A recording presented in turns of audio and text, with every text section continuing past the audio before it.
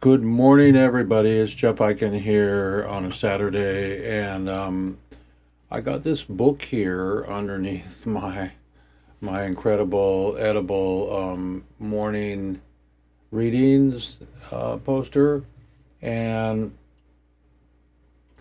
back in the days of wine and roses,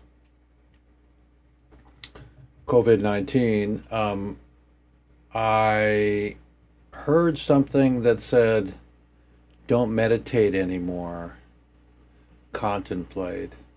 And lo and behold, I found this book amongst all the books that I got from Jill when she was dismantling her million books and all that stuff. Oh, by the way, how's everybody doing this morning? I have a morning smoothie going.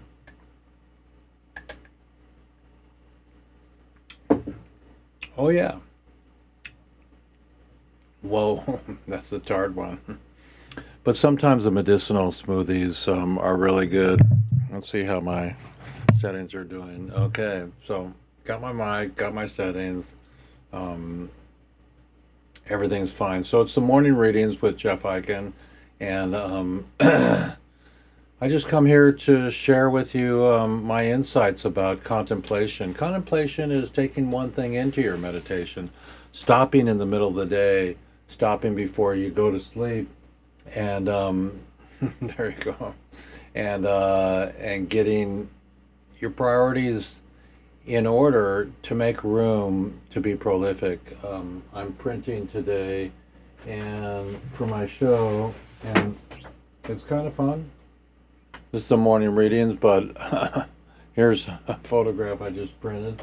I printed it twice. I made this second one lighter, and so then I put all my prints in plastic and I put them in a bin, and we'll see what happens next week at this show from Seattle. Um, Everything takes a lot of energy.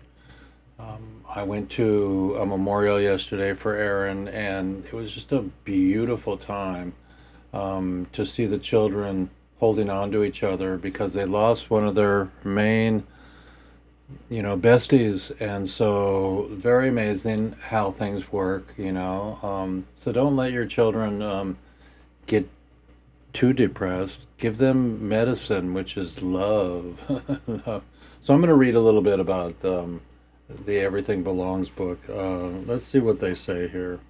I like to read the back of a book here sometimes. In Everything Belongs, Richard Rohr offers a personal retreat for those who hunger for a deeper spiritual life but don't know what contemplation is. So I had no idea I was going to read a contemplation book. So that's pretty cool. Richard helps us understand the intimacy with God cannot be achieved in the rational mind. By practicing contemplation, we learn not to reason better, but to see everything, including ourselves and other people, differently. As our perspective becomes wider, we discover that everything belongs. Okay. I can dedicate this to those who need contemplation and need to come back to the Beatles. Come together right now. So I'm here at Ego and Soul, the priority of contemplation. This may seem odd coming from a center of action and contemplation that works to improve people's lives, and it is committed to social change. But after 8 years at the center, I'm convinced that I must primarily teach contemplation. I've seen too many activists who are not the answer. Have you ever worked with an activist that wasn't the answer?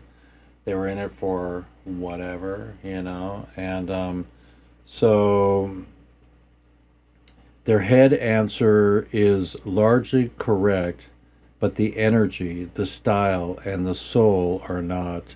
So if they bring about the so-called revolution they are working for, I don't want to be part of it, especially if they're in charge.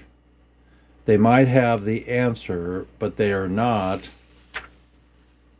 themselves the answer. In fact, they are often part of the problem.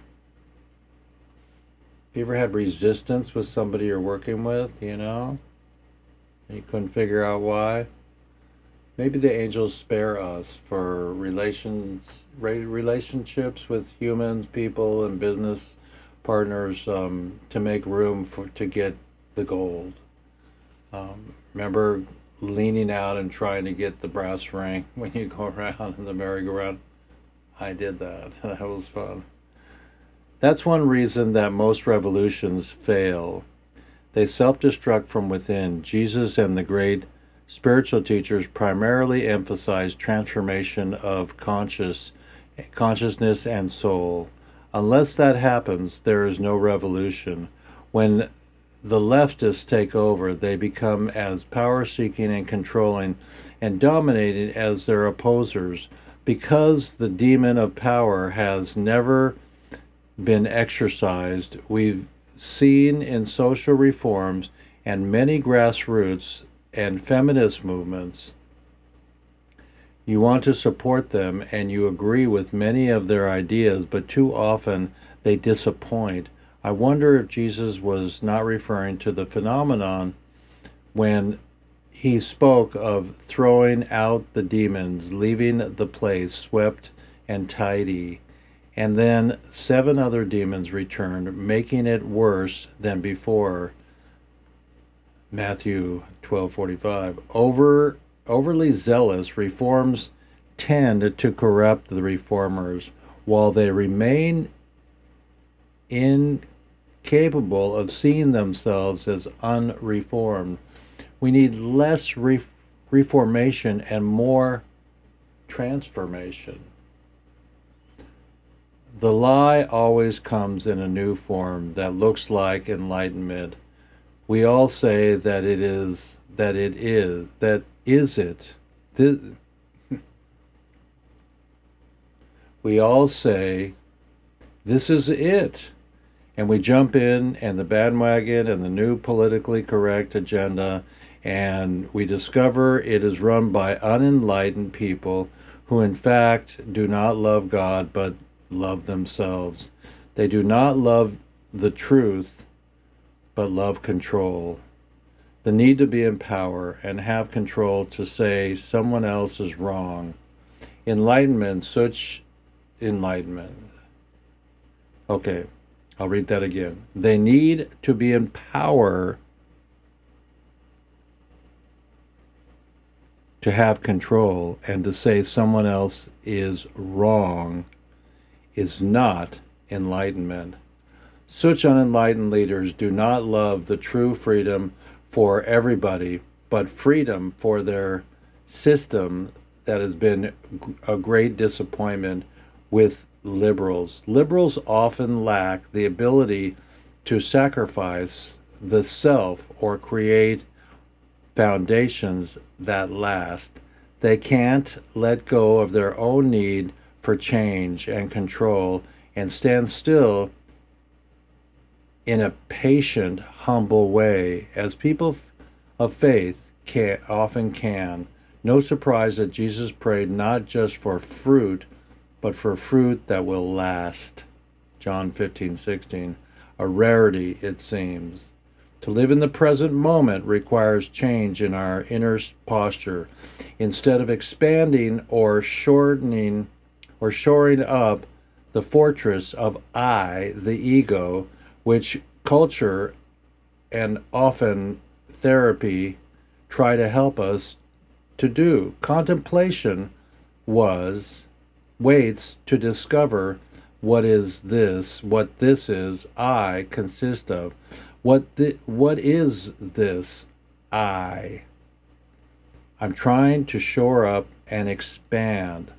I always love that. Expand. Don't contract. Expand always. Make sure that contemplation helps you to expand. So the discover, let's see, to expand. Let's find out where I was. To discover who is this self I take so seriously. To discover the answer, we have to wait, observe, and observe. Wait and observe. Listen. That's one of the fifth agreements. Our patterns of control, addiction, negativity, tension, anger, fear, and assert themselves. That's why most people give up rather quickly.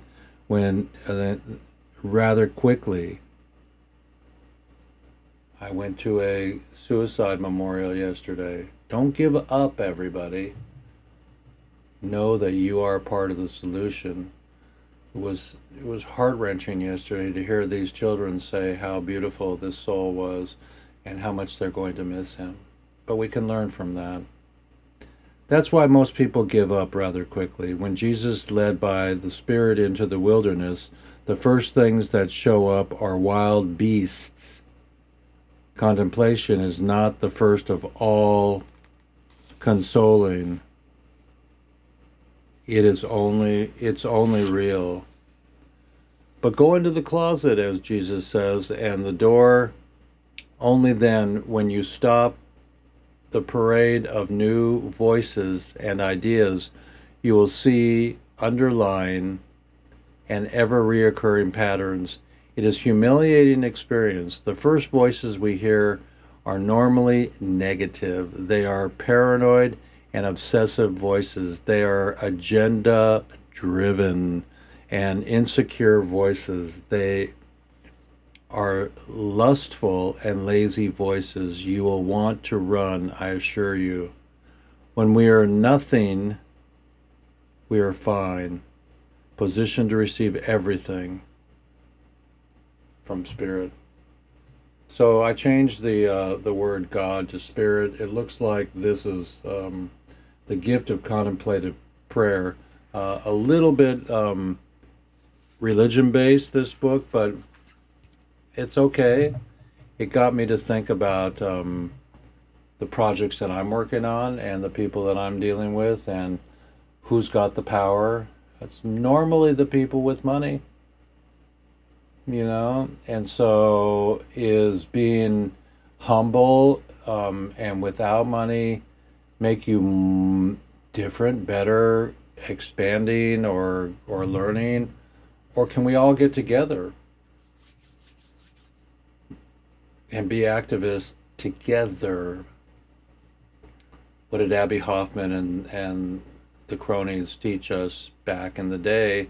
To learn how to gather and to protest peacefully.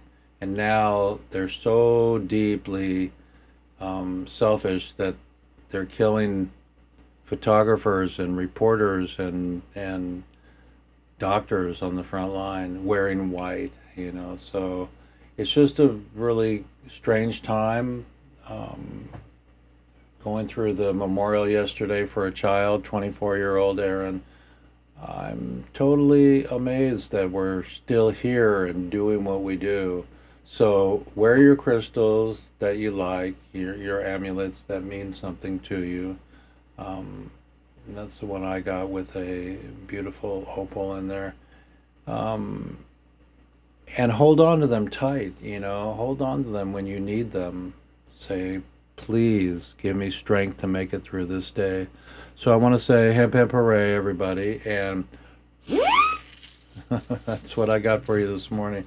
I'm going to go make a warm drink. I have my my smoothie. That's my ultimate smoothie from yesterday.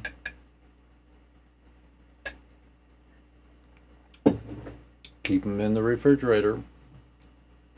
And that's all I know. Check you later on the rebound. It's some morning readings with Jeffy Fresh.